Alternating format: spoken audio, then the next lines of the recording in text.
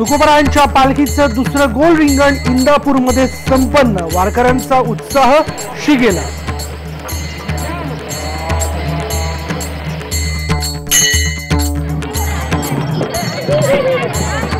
संत तुकाराम महाराजांच्या दुसऱ्या गोल रिंगण सोहळ्यात वारकऱ्यांची आनंदवारी सोहळ्यानंतर माऊलींच्या नामघोषात जमवला विविध खेळांचा फळ।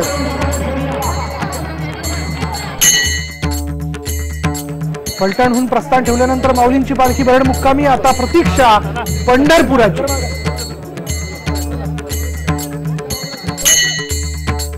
भेदभाव कोणी करू नये किंवा याचा दुजाभाव करू नये किंवा सर्व धर्म समभाव या भाऊबंधूप्रमाणे चाललं पाहिजे। गेल्या 40 वर्षांपासून अब्दुलभाई बनवत आहेत वारकऱ्यांसाठी जेवण, ही खुदाचीच सेवा असं सांगतच देत आहेत एकतेचा संदेश।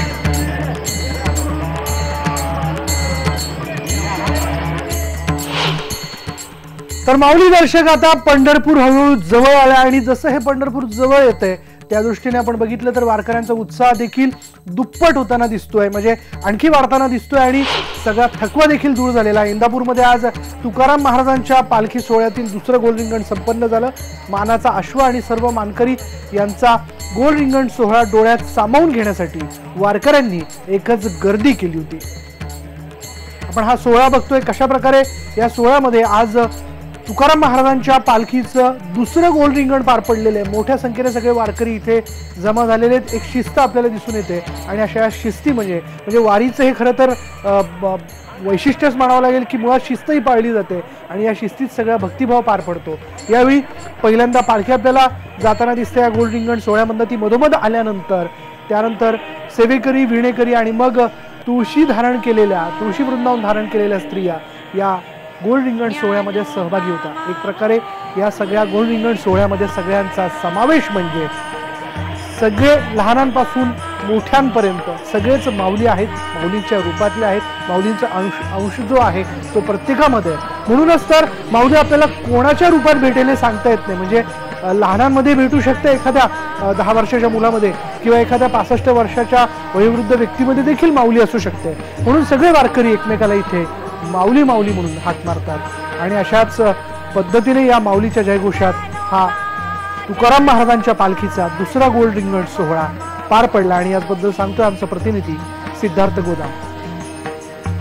रिंगण हा सोहळा पालखी वारीमध्ये अत्यंत उत्साहाचा असतो, सळसळतं। या ठिकाणी आपल्याला बघू शकतो आपण कशा पद्धतीने वारकऱ्यांच्या चेहऱ्यावर आनंद आहे, अत्यंत जोशपूर्ण या ठिकाणी रिंगण होतं। प्रत्येक जण या ठिकाणी रिंगणामध्ये धावताना बघतोय आपण, वयोवृद्ध असू देत, तरुण असू देत का लहान असू देत, या ठिकाणी रिंगणामध्ये पताकाधारी धावताना आपण बघतोय कशा पद्धतीने उत्साह त्यांच्या चेहऱ्यावर दिसते। आपल्याला वाटतंय का की जवळपास 150-200 किलोमीटर चालून हे वारकरी या ठिकाणी आलेले आहेत असं वाटत नाही आपल्याला, कारण त्यांचा उत्साह अत्यंत एकदम रिचार्ज होतो या ठिकाणी आणि त्यासाठीच कदाचित रिंगण असावं की थकलेले वारकरी जे आहेत त्यांना एक पुन्हा नवीन उमेद मिळावी, नवीन त्यांना एनर्जी मिळावी आणि पुढचा जो पंढरपूरचा जो त्यांचा प्रवास आहे त्यामधला जो थकवा त्यांना जाणवेल तो थकवा कुठेतरी दूर होतो या ठिकाणी। आणि जे काही दिंडीमध्ये तुळशीधारी असतील त्यांचाही धावा असतो, मृदंगधारी असतात त्यांचाही धावा असतो, टाळकरी असतात त्यांचाही धावा असतो आणि हे पताकाधारी या ठिकाणी धावताना दिसत आहेत। अत्यंत उत्साहात या ठिकाणी जे गोल रिंगण आहे तुकाराम महाराजांचं ते उत्साहात पार पडतं आहे। मैलोन पायी चालणं, माऊलींच्या नामाचा जयघोष आणि या प्रवासात पार पडणारा रिंगण सोहळा वारकऱ्यांचा सगळा थकवा दूर करणारा ठरतो। माऊली संत तुकाराम महाराज यांच्या दुसऱ्या गोल रिंगण सोहळ्यानंतर वारकऱ्यांच्या भावना जाणून घेतल्यात सिद्धार्थने। बघितलं का रिंगण सगळं? काय एकदम आनंद वाटला या रिंगणापासून, कारण त्याचे भागे गेला शिने गेला अवघा झाला शे आनंद असं वारकऱ्याचं मनापासून उत्सुकता असते याबद्दल आनंद झालेला आहे। माती लावली की नाही कपाळाला? माती लावली कपाळाला, अशा पद्धतीने माती घेतात। ही माऊलीच्या तापाखालची माती असते, पवित्र माती समजून ती कपाळाला या ठिकाणी लावली जाते। एकंदरीतच उत्साह आपण बघू शकतो या ठिकाणी। या सगळ्या तुळशीधारी धावले, मृदंगधारी धावले, या ठिकाणी पताकाधारी धावले, अश्व धावले त्यामुळे एक वेगळा उत्साह या ठिकाणी आहे. वारकरी वेगवेगळ्या पद्धतीचे या ठिकाणी खेळ करतात. कोणी फुगडी खेळतं तर कोण उड्या मारतात. खूप मोठ्या प्रमाणात या ठिकाणी उत्साह आहे. हेच वारकरी जवळपास 150 ते 200 किलोमीटर चालत आले का अशी शंका निर्माण होते. कारण एवढं अंतर चालून आल्यानंतर एवढी एनर्जी येते कुठून, एवढा उत्साह या वारकऱ्यांमध्ये येतो कुठून, हा एक मोठा प्रश्न आहे. आणि बघू शकता तरुणही या ठिकाणी फुगडी खेळतात. माऊली इकडे या. कुठून आलो? कसं वाटलं? रिंगण बघितलं का? छान वाटलं. तुम्ही धावले का नाही? धावले ना. बरं वाटलं? आता थकवा नाही काय नाही. तुमच्या चेहऱ्यावरले हसू दिसायला बरोबर बाहेर गेलो चालू आम्ही. कसं पळाले का तुम्ही? आता थकवा नाही काय? आनंद कसं काय गेला थकवा? म्हणजे आपलं 15 गाड्या कल्पने गेला आपला. एकंदरीत या ठिकाणी एक वेगळा उत्साह वारकऱ्यांमध्ये आहे. रिंगण झाल्यानंतरचा हा उत्साह, एक वेगळी एनर्जी विठ्ठलाच्या भेटीसाठी निर्माण होत असते. रिंगण सोहळा म्हणजे भक्तीतील पूर्णत्व, थेट माऊलींपर्यंत पोहोचण्याचा मार्ग. रिंगण म्हणजे वारकऱ्यांच्या उत्साहाचा केंद्रबिंदू आणि या रिंगण सोहळ्यात लहानांपासून मोठ्यांपर्यंत सगळेच समान. त्यामुळेच वारकरी सगळ्यांना माऊली चला रिंगणाला अशी हाक घालतात आणि त्याच वेळी पालखी सगळीकडे गुणकरी तुळशी वृंदावन डोक्यावर घेऊन धावणाऱ्या महिला अश्व धावल्यावर अश्वाच्या टापाखालील माती डोक्यावर लावण्यासाठी सगळ्यांचीच लगबग असते.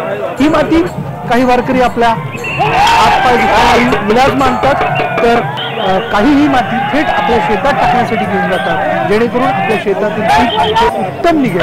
रिंगणात धावणारा अश्व हा माऊलींचा मानला जातो आणि त्यामुळे त्यांच्या टापाखालील माती ही माऊलींच्या पायी असणारा प्रसाद मानला जातो. त्यामुळेच ही माती वारकरी कपाळी लावतात.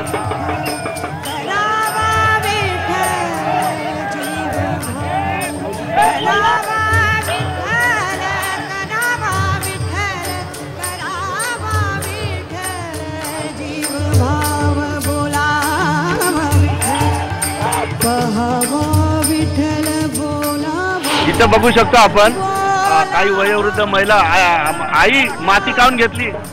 पायाला गुडघ्याला लावायला ह्याला म्हणजे चांगले पाय होते. मग गुडघ्याचं दुखणं थांबतं व्हय? हो थांबत आहे. तर ही माती कशासाठी चांगली आहे? हो चांगली. कामून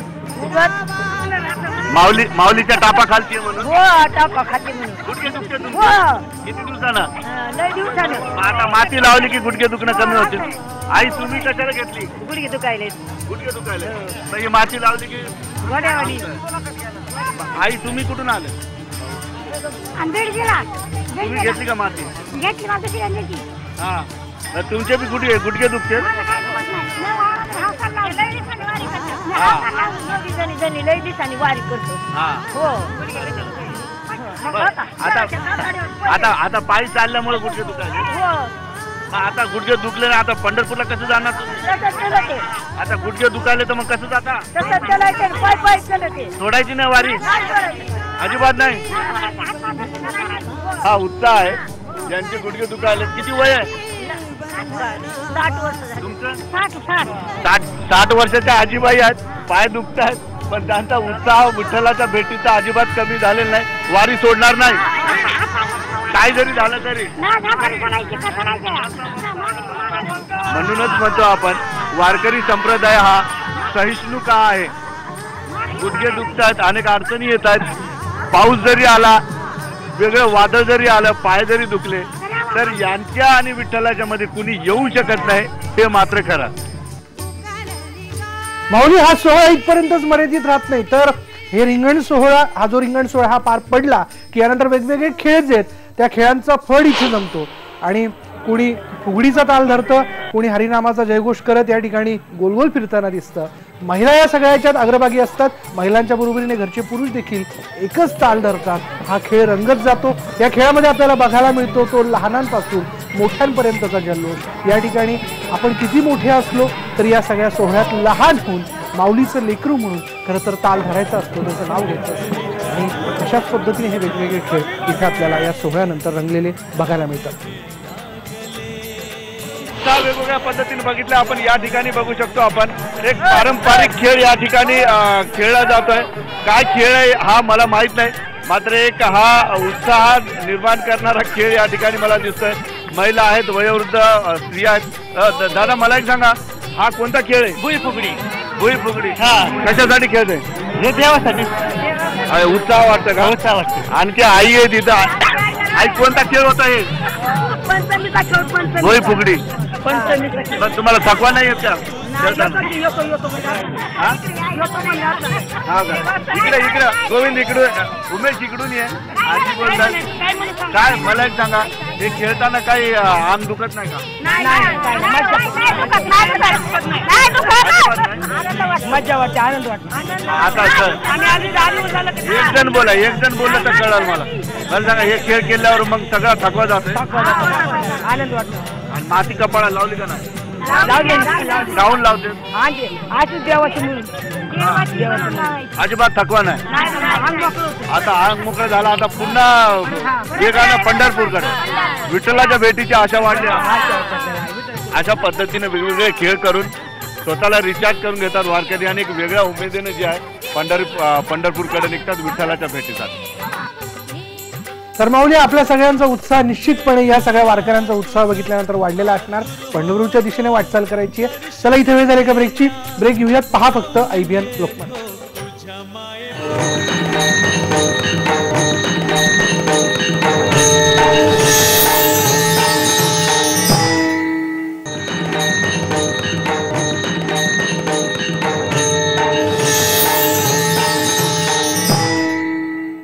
ब्रेकनंतर पाहूया, आज माऊलींच्या पालखीने काकड आरतीनंतर फलटणहून प्रस्थान ठेवलं. माऊलींच्या पालखीचा आजचा मुक्काम बरेडला असणार आहे. पंढरपूर जसं जवळ येते तसा वारकऱ्यांचा उत्साह आणखीनच वाढताना दिसतोय. ज्ञानोबा माऊली तुकाराम असा जयघोष करत सगळेच आज फलटणहून निघताना दिसले. विठ्ठला तू वेळा माती पाणी उजेड वारा. वारी ही सर्वांची, सर्व जाती धर्माची. मुळात संतांनी म्हटलंय की भेदाभेद अमंगळ. म्हणूनच वारीत सेवा रुजू करण्याच्या भावनेने पिढ्यानपिढ्या काम करणारे अब्दुलभाई दिसतात. गेल्या 40 वर्षांपासून ते वारकऱ्यांना संत तुकाराम महाराजांची पालखी इंदापूरहून मुक्कामी आल्यानंतर स्वतः जीवन म्हणून पंक्ती वाढतात.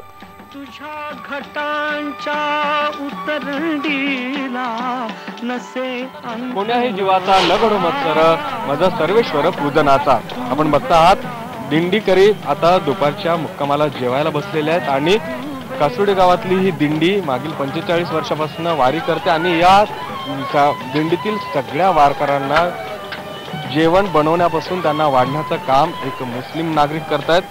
असं दृश्य आपल्याला जगाच्या पाठीवर कुठेही बघायला मिळणार नाही. मात्र हा जो संप्रदाय आहे तो सर्व धर्म समभाव असलेला हा संप्रदाय आहे.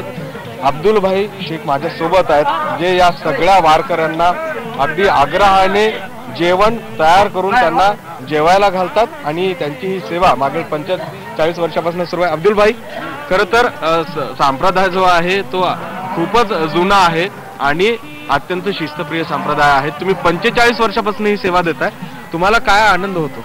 आनंद म्हणजे जेवढी लोकांची सेवा करण्यात आनंद आहे तेवढा आनंद कशात नाहीये. कारण आजपर्यंत जे माझ्या वडिलांनी 3 वर्ष केली, त्यांच्या पाठीमागे प्रेरणा मी चालवली. वडील तर आज हयात नाहीये, परंतु महाराजांच्या आशीर्वादाने आणि त्यांच्या कृपेने हा वारकरी संप्रदायामध्ये आज मी मुस्लिम नागरिक आहात आणि मग हे वारकरी संप्रदाय असं तुम्हाला का वाटलं? असं कुठं कशात लिहिलंय की मुस्लिम संप्रदायात माणूस किंवा या संप्रदायामध्ये यायचं नाही, असं काही नाही.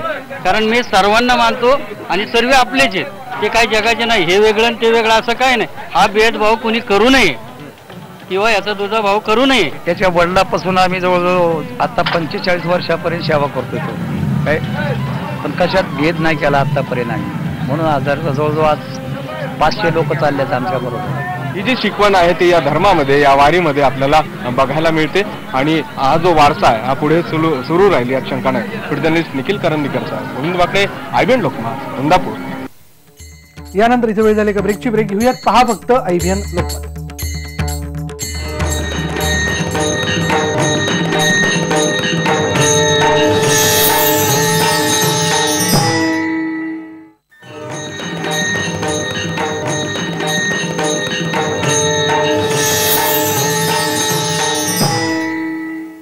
तर माऊली ब्रेक नंतर भेटूयात बाल वारकऱ्यांना, बघूयात त्यांनी काय भावना व्यक्त केल्यात. इवलचे रोप लाविले द्वारी तयाचा वेलू गेला गगनावरी मोगरा फुलला फुले वेचिता बहरू कळी असे आला. ज्ञानेश्वर माऊलींनी दिलेलं हे प्रमाण आपण आता बघतो आहोत. ज्ञानेश्वर माऊलींनी वारीची ही परंपरा, तुकाराम महाराजांनी वारीची ही परंपरा एकट्याने सुरू केली होती. मात्र आज आपण बघतो आहोत की कसा हा संप्रदाय दिवसेंदिवस वाढतो आहे. इवलेचे जे रोप लावलं होतं त्याचा वेल असा पद्धतीनं गगनावरी जातोय. कुठून आलाय, तुम्हाला काय व्हायचंय, तुम्ही हे शिक्षण का घेताय? माझं नाव किशोर वारसकर, ते मला गायनाचार्य व्हायचंय. माझे मित्र कोणी डॉक्टर होतील, कोणी इंजिनियर होतील, कोणी शिक्षक होतील, पण मलाही शांती मिळवायची आहे. ज्ञानोबा रायांचा, तुकोबा रायांचा वारसा पुढे चालवायचा आहे, म्हणून मी या मार्गाला आलो. खरं आहे की अनेक मुलं अनेक क्षेत्रामध्ये नाव कमवतील, पैसा कमवतील, मात्र परमार्थाचा हा सगळा वारसा चालवण्याची जबाबदारी या सगळ्या चिमुकल्यांनी घेतलेली आहे. आणि म्हणून खऱ्या अर्थानं परमार्थाचा हा वारसा चालवून हे सगळे जे वारकरी आहेत संप्रदाय वाढवत आहेत. उद्याचेही कीर्तनकार आहेत, प्रवचनकार आहेत आणि यांना घडवण्याचं काम आता वारकरी संप्रदायातली जी मंडळी आहे ती करतायत. काय आनंद होतो, तुम्ही एक संप्रदाय तयार करतायत, वारसा जो आहे तो चालवण्याचा प्रयत्न करताय. कारण माझ्या वडिलाची मिराज आहे का देवा तुझे चरण. कारण आम्ही जे परंपरेने जो चालत आलेला वारसा आहे ना तो सांभाळण्याचा प्रयत्न करतो. तोच या मुलावर संस्कार घडवण्याकरता आम्ही वारकरी शिक्षण संस्थेचं शिक्षण देत आहोत. त्यांना हरिपाठ, गीता, ज्ञानेश्वरी, तुकाराम गाथा, भागवत या सर्व गोष्टी मुलांना शिकवल्या जातात. सुमेश गोविलकर सर, गोविंद वाकडे, IBN लोकमत, इंदापूर. तर माऊली दर्शक आज भेटी लागे जीवामध्ये आपण इथेच थांबणार आहोत. पहा फक्त IBN लोकमत.